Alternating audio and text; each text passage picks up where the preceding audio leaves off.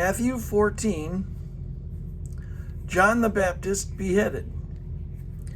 At that time, Herod the Tetrarch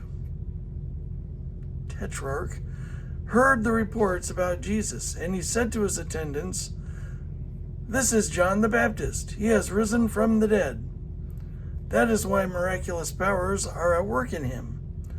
Now Herod had arrested John and bound him and put him in prison because of Herodias, his brother Philip's wife.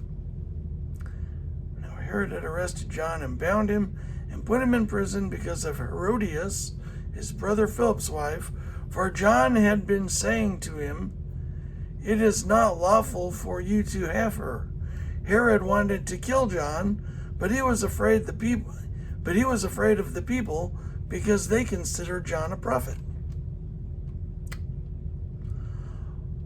On Herod's birthday, the daughter of Herodias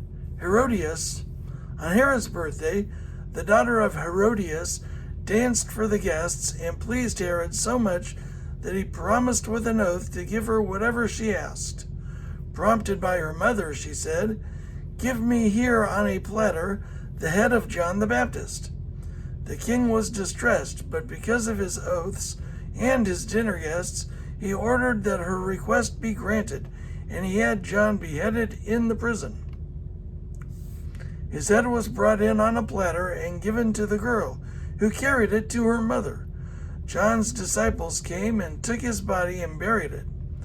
Then they went and told Jesus. Jesus feeds 5,000. When Jesus heard what had happened, he withdrew by boat privately to a solitary place. Hearing of this, the crowds followed him on foot from the towns.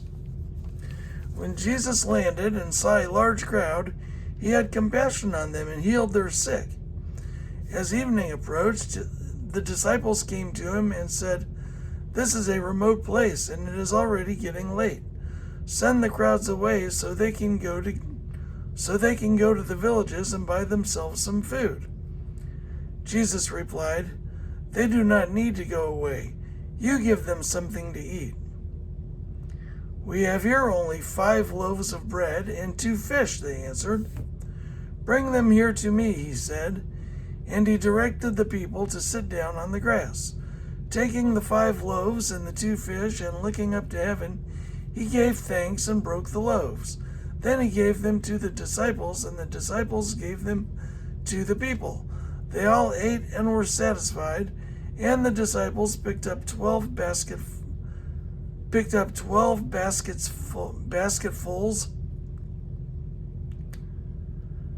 They all ate and were satisfied, and the disciples picked up 12 basketfuls of broken pieces that were left over.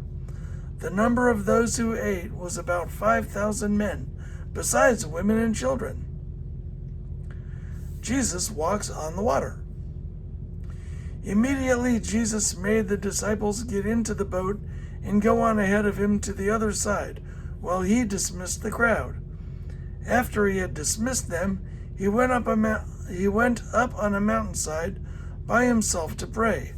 Later that night he was there alone, and the boat was already a considerable distance from land, buffeted by the waves because the wind was against it. Shortly before dawn, Jesus went out to them, walking on the lake. When the disciples saw him walking on the lake, they were terrified. "It's a ghost," they said, and cried out in fear. But Jesus immediately said to them, "Take courage, it is I, don't be afraid." "Lord, if it's you," Peter replied, "tell me to come to you on the water." "Come," he said. Then Peter got down out of the boat, walked on the water, and came to Jesus. But when he saw the wind, he was afraid and began to sink, cried out, "Lord, save me." Immediately Jesus reached out his hand and caught him. "You of little faith," he said, "why did you doubt?" And when they climbed into the boat, the wind died down. Then those who were in the boat worshipped him, saying, "Truly you are the Son of God." When they had crossed over, they landed at Gennesaret. And when the men of that place recognized Jesus, they sent word to all the surrounding country. People brought all their sick to him and begged him to let the sick just touch the edge of his cloak, and all who touched it were healed.